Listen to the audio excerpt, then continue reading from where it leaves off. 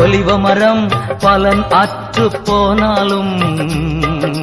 வயல்களிலே தானியமின்றி போனாலும் ஒலிவ மரம் பலன் அற்று போனாலும் வயல்களிலே தானியமின்றி போனாலும்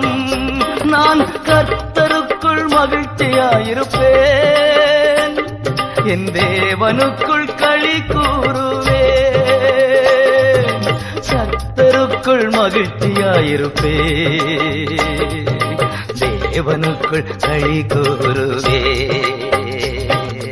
அத்திமரம் துளிர் விடாமற் போனாலும் தாட்டி செடி பலன் கொடாமல் போனாலும் கர்த்தருக்குள் மகிழ்ச்சியாயிருப்பே தேவனுக்குள் களி கூறுவே